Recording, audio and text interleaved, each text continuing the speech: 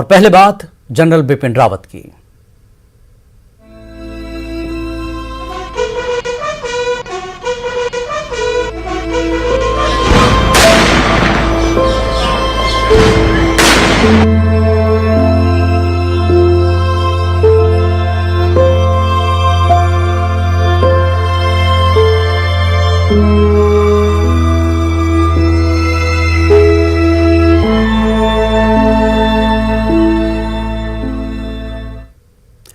तमिलनाडु में हेलीकॉप्टर हादसे में जान गंवाने वाले सीडीएस जनरल बिपिन रावत और उनकी अहलिया मधुलिका रावत की आखिरी रस्मात अदा कर दी गईं।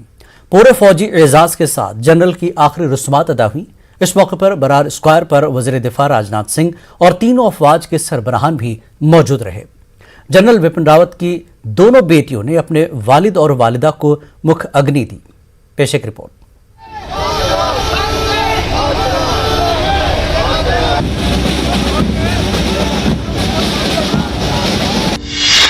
शहीदों को आखिरी सलाम।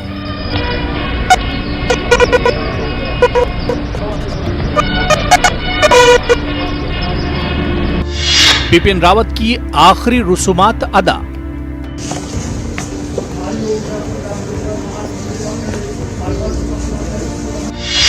नम आंखों से कहा गया अलविदा। 17 तोपों की सलामी।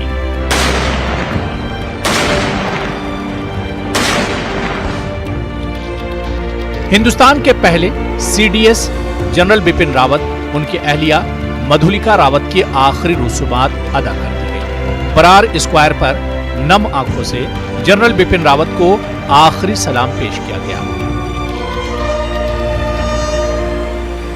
जनरल बिपिन रावत की दोनों बेटियों कृतिका और तारानी ने अपने वालिद और वालिदा को मुखाग्नि दी। जनरल बिपिन रावत को 17 तोपों की सलामी दी गई। इस दौरान तकरीबन 800 फौजी भी मौजूद रहे। इससे कबल सीडीएस बिपिन रावत और उनके अहलिया के जज्दे खाकी को आखिरी दीदार के लिए उनके सरकारी रिहाइशगाह पर रखा गया था। सीजेआई, एनवी रमन्ना, तीनों अफवाज के सरबराहान, मरकजी वजीर दाखिला अमित शाह, कांग्रेस लीडर राहुल गांधी समेत कई नामवर हस्तियां जनरल को खिराज अकीदत पेश करने उनके रिहाइशगाह पर पहुंची थी। हेलीकॉप्टर हादसे में जान गंवाने वाले ब्रिगेडियर लीडर के आखिरी रसूमात भी कैंट वाक़े बरार स्क्वायर में ही की गई। आखिरी रसूमात के दौरान वजीर दिफा राजनाथ सिंह बरार स्क्वायर में मौजूद रहे। सीडीएस जनरल बिपिन रावत के आखिरी रसूमात के मौके पर कई मुल्कों के फौजी कमांडर भी मौजूद रहे। श्रीलंका के सीडीएस जनरल शिवेंद्र सिल्वा भी शामिल हुए। इसके अलावा भूटान, नेपाल और बांग्लादेश के फौजी कमांडर भी जनरल बिपिन रावत की आखिरी रसूमात की अदायगी के मौके पर मौजूद रहे। वाज़ेह है कि बुध के रोज तमिलनाडु के कुन्नूर में जनरल बिपिन रावत का हेलीकॉप्टर हादसे का शिकार हो गया था। इस हादसे में जनरल बिपिन रावत, उनकी अहलिया और दीगर अफसरान समेत 13 अफराद हलाक हो गए थे। Bureau report, news 18 Urdu. Afghanistan के सफीर मोहम्मद फरीद ने जनरल बिपिन रावत के हेलीकॉप्टर हादसे में मौत पर अफसोस का इजहार किया। उन्होंने कहा कि हम उनके अचानक चले जाने से दुखी हैं। उनसे बात की हमारे नुमाइंदे शैलेंद्र वांगू ने। पर हमारे साथ बात करने के लिए अफगानिस्तान के एम्बेसडर फरीद साहब हैं। फरीद सर, अनफॉर्चुनेट इंसिडेंट, कैसे कंडोलेंसेस देंगे आप? बहुत ही अफसोसनाक वाक़या हुआ है और हमें बहुत ज़्यादा दुख पहुंचा है जनरल रावत की इस हादसे के हवाले से। जनरल रावत अफ़गानिस्तान के बहुत अच्छे दोस्त माने जाते थे और हमारी सेना को बिल्ड करने में, हमारी कैडेट्स को ट्रेन करने में बहुत खिदमतें उन्होंने की, बहुत सर्विसेज उन्होंने हमारी मिलिट्री को प्रोवाइड की। बहुत ज़्यादा कैडेट्स इधर सालों रहे हैं और इसमें उन्होंने एक अनोखा रोल प्ले किया है। हमारे इंजर्ड जो सोल्जर्स हुआ करते थे, जो ज़ख्मी सैनिक थे, वो इधर ट्रीटमेंट के लिए आते थे।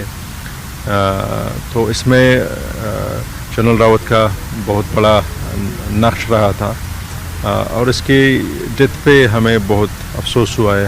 हमारी सिंपैथीज़ उनके फैमिली के साथ, इंडिया की सेना के साथ और इंडियन गवर्नमेंट के साथ है। एक बहुत बड़ा एक इररिप्लेसेबल लॉस है और ये दुआ करेंगे हम कि आइंदा ऐसे वाक़यात ना हो। लेकिन उनके जो अफगानिस्तान के साथ जो आर्मी को बिल्डअप करने वाली बात थी, उसको लेके उनका क्या क्या रोल रहा है? उन्होंने हमेशा इसके लिए काम किया कि हमारी सेना अपने पाँव पे खड़े हो सके। जो मिलिट्री हार्डवेयर अफ़गानिस्तान को पिछले 6-7 सालों में मिले, उनमें उनका रोल रहा था। MI-35 हेलीकॉप्टर्स हमें मिले, एमिनेशन वेपन्स हमें मिले। टेररिज्म से लड़ने के लिए जो सपोर्ट हमें इस रीजन में चाहिए थी, वो सबसे ज़्यादा हमें भारत की सेना ने दी है। और इसमें सेना की CDS होने के नाते उन्होंने अपना रोल बखूबी निभाया। और हम जनरल रावत और भारत सेना की शुक्रगुजारी करते हैं, उनका शुक्रिया अदा करते हैं कि बुरे समय में हमारा साथ दिया। तो ये थे अफगानिस्तान के ambassador Farid. Camera person Firoz के साथ शैलेंद्र वांगू, न्यूज़ 18 नेटवर्क, नई दिल्ली। हरियाणा के वज़ीर आला मनोहर लाल खट्टर ने कहा कि खुले में नमाज को बिल्कुल बर्दाश्त नहीं किया जाएगा। खट्टर ने कहा कि कोई अगर अपनी जगह पर नमाज पढ़ता है उसमें कोई दिक्कत नहीं है, लेकिन खुले में इसकी इजाजत नहीं दी जाएगी। दूसरी जानब आज हिंदू तंजीमों ने गुरुग्राम के सेक्टर 37 में खुले में नमाज की मुखालफत की।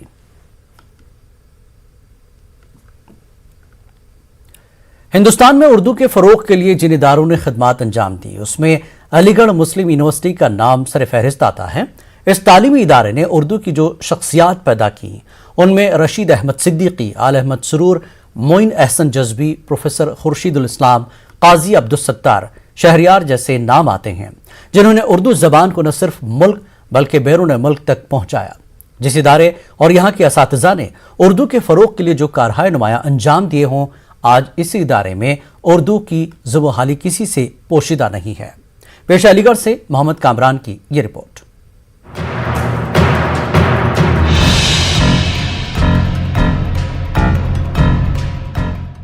अलीगढ़ मुस्लिम यूनिवर्सिटी में उर्दू जबान के साथ सौतेला सलूक इन दिनों सोशल मीडिया पर मौजूए बहस बना हुआ है। कहीं उर्दू को नजरअंदाज किया जा रहा है तो कहीं उर्दू को गलत लिखा जा रहा है, जिस पर लोग यूनिवर्सिटी इंतजामिया समेत असातिज़ा को भी तनकीद का निशाना बना रहे हैं कि आखिर क्या वजूहात हैं कि उर्दू उस इदारे में ही पस्ती का शिकार हो रही है जहां परवान चढ़ी थी। इन तस्वीरों में देखा जा सकता है कि पहले उर्दू को AMU हाई स्कूल और वक़ारुल मुल्क हॉल के बोर्डों से नजरअंदाज किया गया, फिर लिखवाया गया तो गलत। उर्दू की ज़ुबान हाली पर सर सैयद एकेडमी के deputy director doctor Mohammad Shahid ने कहा कि इंतजामिया के वाज़े हिदायत हैं कि उर्दू को बोर्डों पर लिखा जाए और कहीं भी नजरअंदाज न किया जाए। अगर आप ये कहें कि इसमें कोई यूनिवर्सिटी एडमिनिस्ट्रेशन की पॉलिसी है इस तरह की कि कोई उर्दू की तरफ कदम तवज्जो ही की, तो मैं इसको नहीं मानूंगा। हाँ, ये ज़रूर है कि हमारे कुछ लोग जो हैं बावजूद इसके कि रजिस्ट्रार का भी नोटिफिकेशन हो गया है कई बार, और यूनिवर्सिटी इंतज़ामिया ने हमेशा इस बात की कोशिश की है कि उर्दू का जहाँ जहाँ इस्तेमाल होना है वहाँ होना चाहिए। हाँ, जहाँ भी बाई मिस्टेक ये सब चीज़ें हो रही हैं और वहाँ उसकी रिकवरी भी एडमिनिस्ट्रेशन की तरफ से बाकायदा ये चीज़ इसको हटाने की बात हो रही है कि अगर कहीं पे कोई गलती हुई है तो तुरंत उसको करेक्ट किया जाए। जैसे AMU में उर्दू के साथ हो रहे इस सौतेले बर्ताव पर जहां असातिज़ा इसे लोगों के जरिए की गई गलतियां बता रहे हैं, वहीं तलबा व साबिक तलबा लीडरान इन गलतियों के लिए इंतजामिया और हुकूमत के दबाव को जिम्मेदार ठहरा रहे हैं। कि जिस हिसाब से हाल ही के कुछ सालों में नज़र आया है उर्दू का गिरता हुआ ग्राफ, तो उस पर मुझे सबसे ज़्यादा अफसोस होता है खुद ही अपने ऊपर, क्योंकि हम लोग भी इसके ज़िम्मेदार हैं। हम ये नहीं कि सारे अहदेदारान और सारी अथॉरिटी को हम ज़िम्मेदार बनाते हैं, लेकिन हम हाँ इतना कह सकते हैं इसमें कि हम लोगों को इसमें पहल करना पड़ेगा और हमें जितने अहदेदारान हैं अलीगढ़ मुस्लिम यूनिवर्सिटी के, उनसे हमें बातचीत करनी पड़ेगी। जहाँ जहाँ उर्दू नहीं लिखा गया वह हम लोगों ने उर्दू लिखवाया गया, प्रशासन को हमने लिख के दिया। तो इसका जो हम मेन जिम्मेदार मान रहे हैं ये है मौजूदा सरकार। मौजूदा सरकार ये यहाँ से जो उर्दू हटाना चाहती है, तो मौजूदा सरकार को ये कहना चाहते हैं उर्दू यहाँ जब तक अलीगढ़ मुस्लिम यूनिवर्सिटी है, उर्दू हम यहाँ से कहीं भी नहीं जाने देंगे जब तक अलीगढ़ मुस्लिम यूनिवर्सिटी है। अलीगढ़ मुस्लिम यूनिवर्सिटी में उर्दू ज़बान के साथ सौतेले बर्ताव का ये कोई पहला वाक़या नहीं है।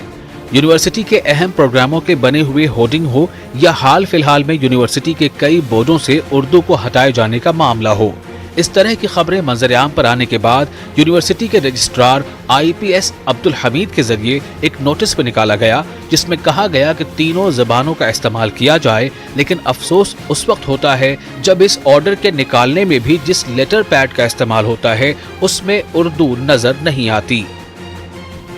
अलीगढ़ से न्यूज 18 उर्दू के लिए मोहम्मद कामरान की रिपोर्ट। वक्त है ब्रेक का। ब्रेक के बाद फिर लौटेंगे।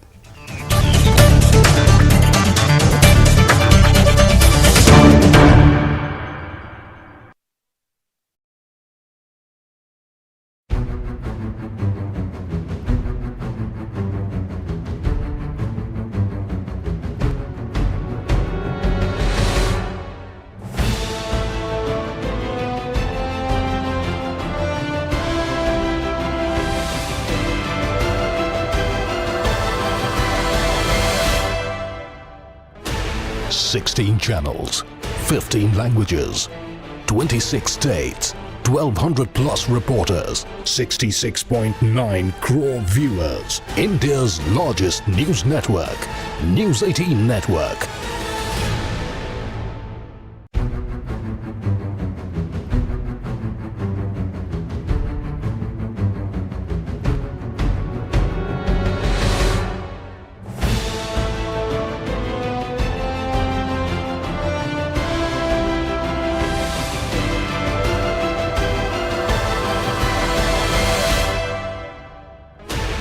Sixteen channels, 15 languages, 26 states, 1,200 plus reporters, 66.9 crore viewers. India's largest news network, News 18 Network.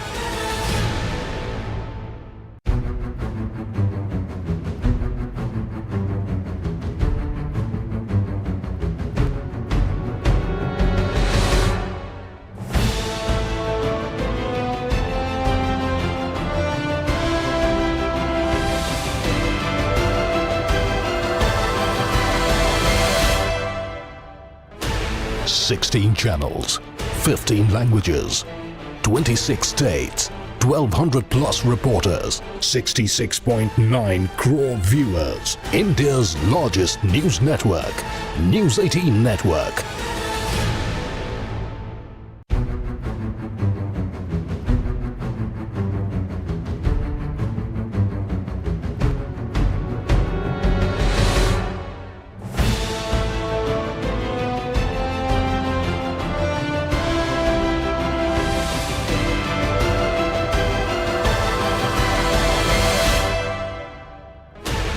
Sixteen channels, 15 languages, 26 states, 1,200 plus reporters, 66.9 crore viewers. India's largest news network, News 18 Network.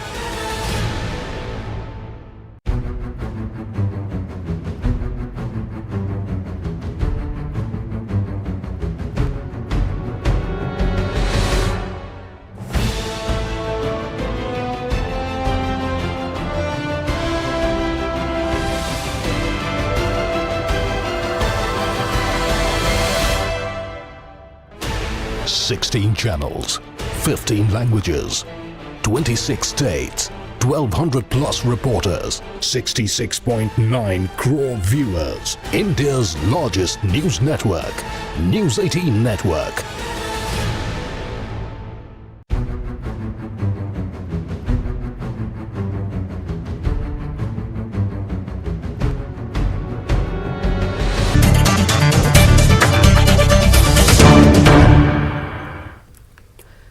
यौम इंसानी हुकूक के मौके पर Madhya Pradesh professional examination board के जरिए teachers अहलियत test pass करने वाले असातिज़ा ने अपनी 7 नुकाती मांगों को लेकर भोपाल में एहतजाज किया। उर्दू, हिंदी, साइंस और सोशल साइंसेज के सैकड़ों असातिज़ा ने भोपाल नीलम पार्क में एहतजाज करते हुए हुकूमत पर असातिज़ा के साथ धोखा करने और उनका करियर खत्म करने का इल्जाम लगाया। टीचर्स का इल्जाम है कि अहलियत टेस्ट पास करने के बाद भी गुज़श्ता 4 सालों से वो अपनी तकर्री को लेकर दर दर की ठोकरें खा रहे हैं, लेकिन महकमे तालीम के लोग अब इनकी बातें सुनने को तैयार नहीं हैं। महकमे तालीम के पोर्टल पर 90,000 से ज्यादा असातिज़ा की पोस्ट खाली बताई जा रही हैं, लेकिन हुकूमत के जरिए जिन असामियों का इश्तिहार जारी किया गया है उनमें उर्दू के लिए 18, हिंदी के लिए 100, साइंस के लिए 50 और सोशल साइंस के लिए महज 60 असामियां ही निकाली गई हैं। हमारी परीक्षा हुई थी, माध्यमिक शिक्षक पात्रता परीक्षा, जिससे हम सब टॉप रैंकर्स हैं सर, 1% सारे टॉप रैंकर्स हैं। लेकिन प्रशासन और शासन और शिक्षा विभाग ने हमारे साथ बहुत अन्याय किया है। प्रदेश में बहुत सारे पद खाली हैं, हजारों की संख्या में पद खाली हैं, जिसमें से 2.5 लाख चयनित शिक्षक हैं। लेकिन प्रशासन ने हमारे ये जो 4 विषय हैं, हिंदी, सामाजिक विज्ञान, विज्ञान और उर्दू के मात्र 50, 60, 100 और 18 ही पद निकाले, जिससे हम 4 साल से सभी अभ्यर्थी पदों की वृद्धि के लिए मांग कर रहे हैं। आज वर्तमान में 24,200 पदों की भर्ती हुई है, जबकि 30,000 पर होनी थी। उसमें से भी प्रशासन ने पद घटाकर अभी सिर्फ 12,000 पदों पे भर्ती की है। 1 साल तैयारी करने के बाद, परीक्षा देने के बाद में 1 साल के बाद जब ये रिज़ल्ट आता है तो वहाँ पर ये आता है कि जो 5,704 पदों का वितरण है वो 3 विषयों को तो 97% सीट दी जाती हैं और मात्र जो 4 विषय हैं उसको 4% दी जाती है। तो सब मुख्य समस्या ये है कि इसमें पदों का जो असमान पद वितरण हुआ है वो मुख्य समस्या है। तो आगे यही हम शासन से मांगे, जो पद रिक्त रह गए हैं इसके अंदर, है ना, जो 24,000 पद होना चाहिए था, जिसमें शासन ने जो है वो दोनों वर्गों को मिलाकर जो है वो 12,046 पदों पर नियुक्ति दी है। बाकी के जो पद बच रहे हैं, जैसे अंग्रेजी में बच रहा है ना, बायोलॉजी में बच रहा है, मैथ्स में बच रहा है, तो जो पद बचे हुए हैं उनको ही जो है वो इधर सेटलमेंट कर दें। हुकूमत लाख दावे करे, लेकिन इंसानी हुकूक के मामले में उत्तर प्रदेश सरफहरिस्त है। कमीशन ने साल 2021-22 में अक्टूबर के अख्ताम तक 64,170 मामले दर्ज किए। उनमें 24,242 मामले सिर्फ उत्तर प्रदेश में दर्ज किए गए हैं। देखिए report.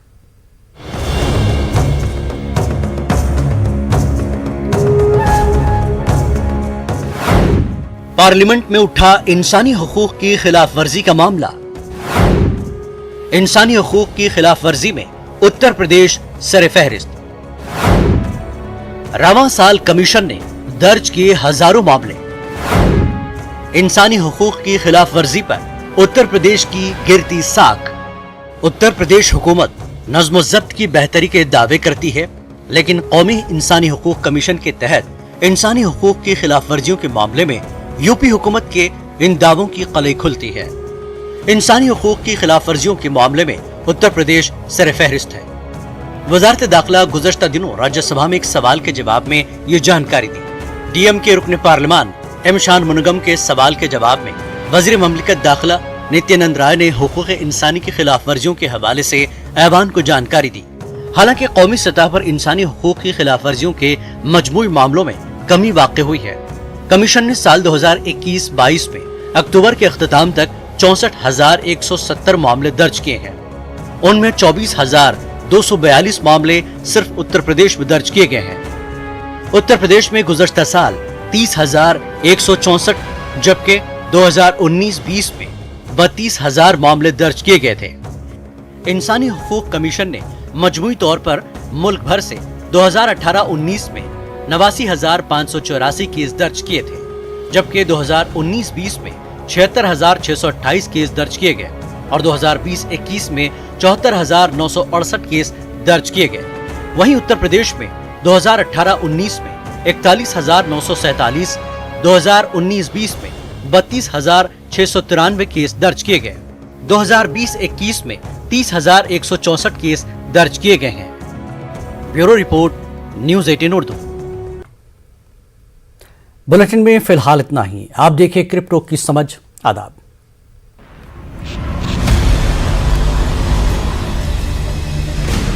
ज़ेड-पे and News 18 network present crypto की समझ। नमस्कार, स्वागत है आपका क्रिप्टो की समझ में इस नए एपिसोड में, जहां हम बात करते हैं क्रिप्टो से जुड़ी अहम खबरों की। वहीं यूनाइटेड किंगडम में चल रहे क्रिप्टो करेंसी एक्सचेंजों को अब 2% डिजिटल सर्विस टैक्स का भुगतान करना होगा। यह service tax her Majesty's revenue and customs HMRC regulations में हुए बदलाव के बाद लागू हो रहा है। HMRC क्रिप्टो जैसे डिजिटल असेट्स को फाइनेंशियल इंस्ट्रूमेंट्स नहीं मानता और इसीलिए फाइनेंशियल मार्केट प्लेसेस को मिल रही छूट इन पर लागू नहीं होती। फेसबुक एंड अमेजन जैसे टेक गाइंट्स के यूके में बढ़ते कारोबार को देख पिछले साल अप्रैल में डिजिटल सर्विस टैक्स पेश किया गया था। फ्लिपकार्ट के फाउंडर और अब नेवी ग्रुप के फाउंडर ऑफ सचिन बंसल ने एक ब्लॉकचेन फंड के लिए अप्लाई किया है। नेवी म्यूचुअल फंड ने रेगुलेटर सेबी को blockchain index fund of funds के लिए एप्लीकेशन फाइल की है। यह फंड इंडेक्स ब्लॉकचेन इंडेक्स को ट्रैक करेगा। इंडेक्स का फोकस ब्लॉकचेन के active enablers and active users पर है। एक्टिव इनेबलर्स मतलब वो कंपनियां जो अपने इंटरनल यूज और दूसरी कंपनियों के लिए ब्लॉकचेन टेक्नोलॉजी प्रोडक्ट और सिस्टम्स डेवलप कर रही हैं। वहीं एक्टिव इनेबलर्स ब्लॉकचेन टेक्नोलॉजी के डायरेक्ट सर्विस प्रोवाइडर्स या फिर वो जो ब्लॉकचेन टेक्नोलॉजी के आधार पर अपने बिजनेस मॉडल्स या प्रोडक्ट डिलीवर कर रहे हैं, बल्कि ये advanced micro devices, AMD, नवीडिया Corp और Salesforce.com इंक जैसी कंपनियां होल्ड करेंगी। इसके अलावा इस फंड में 100 स्टॉक्स होंगे जिसमें Infosys, Wipro, TCS and Kotak Mahindra bank जैसी कंपनियां शामिल होंगी। इस फंड में क्रिप्टो एक्सचेंजेस या क्रिप्टो के लार्ज होल्डर्स की गिनती नहीं होगी। जब से फेसबुक मेटा बना है और आगे चलकर मेटावर्स क्रिएट करने की घोषणा की है, तब से मौजूदा मेटावर्स की पॉपुलैरिटी बढ़ गई है। नवंबर के आखिरी हफ्ते में इसने $100 मिलियन के NFTs बेचे। सबसे ज्यादा action Sandbox, Decentraland, Crypto Voxels and Somnium Space जैसे प्लेटफॉर्म पर बढ़ा है। द सैंडबॉक्स पर हाल ही में $6,50,000 में एक लग्जरी याcht बिका है और रिकॉर्ड तोड़ा है। ये सभी मेटावर्सेस पेमेंट के रूप में एथेरियम करेंसी का इस्तेमाल करते हैं।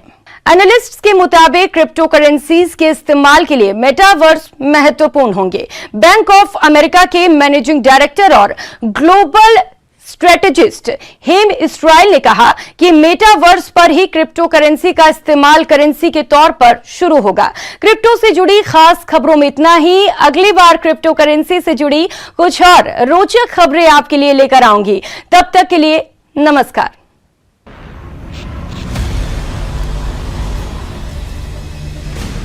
ZPay and News 18 network present crypto की समझ।